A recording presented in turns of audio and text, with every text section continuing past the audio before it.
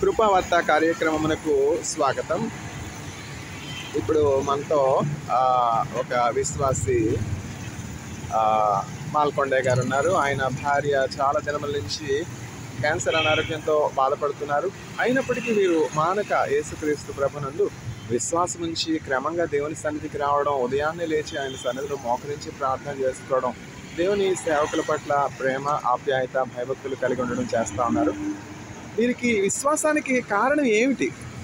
అన్నీ బాగుండి దేవుణ్ణి నమ్ముకోవడం సులువు, కానీ ఏమీ బాగోలేకపోయినా, ఒంట్లో బాగోలేకపోయినా, ఆర్థికమైన ఇబ్బందులైనా, తర్వాత పిల్లల నుంచి కలిగే శోధనలైనా, ఇవన్నింటి మధ్య యేసుక్రీస్తు ప్రభునందు వారు విశ్వాసం ఉంచడానికి కారణం ఏమిటి? యేసుక్రీస్తు నందు వారు ఏం చూస్తారు? వారు యేసుక్రీస్తు ప్రభులోనికి ఎలా వచ్చారు? మాల్కొండే గారనే సామాన్యమైనటువంటి విశ్వాసాన్ని కనుక్కుందాం. ఎందుకంటే దేవుడు జాన్ బనియాన్ వంటి లేమన్ కూడా విశ్వాసాన్ని బలపరచడానికి వాడుకోనగలడు. మన మధ్య ఉన్నారు మాల్కొండే గారు. అయ్యా మాల్కొండే గారు, స్తోత్రము, నమస్కారం.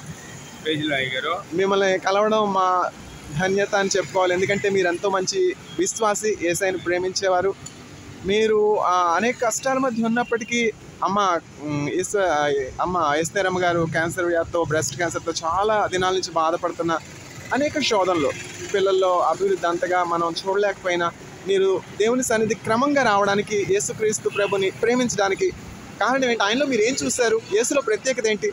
దేవుడు అయ్యగారు నాకు నా పట్లే దేవుడు చాలా మేలు చేశాడు. ఎలా చేశాడు అంటే సంస్కృతమేం కాదు, మరి ఒక అక్షరం ఏబిసిడి కానీ, ఆఈ కానీ ఏమి అలాంటి ఏమి తెలిసినోడు కాదు. నాకేమి తెలియదు, మూర్ఖున్నా అలాంటి వాడిని అనమాట.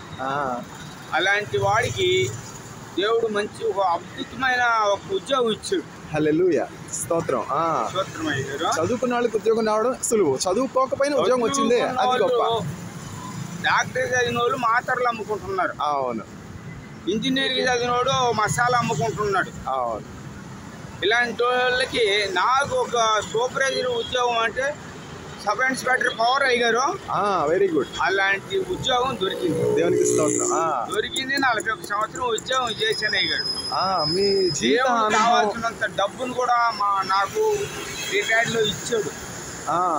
అలాంటి డబ్బు మరి అబద్ధ సాక్షులు తోడయి నా కుమారుడికి మరి డబ్బునంతా అపహరించారు, వాళ్ళు మోసగించి దొంగిలించారు, దోచుకున్నారు, పోయారు.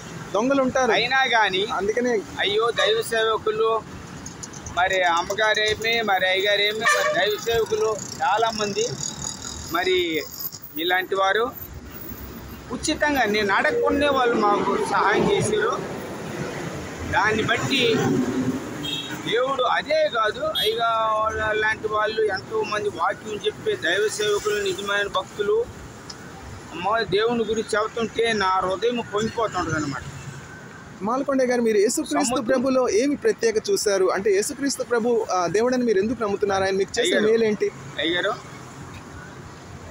ఇంకా మీతో చాలా మాట్లాడాలి అయ్యారు, చాలా మంచి విషయాలు చెప్పారు. మళ్ళా కలుద్దాం. దేవునికి స్తోత్రం. సరే, మళ్ళా కలుద్దాం రేపు.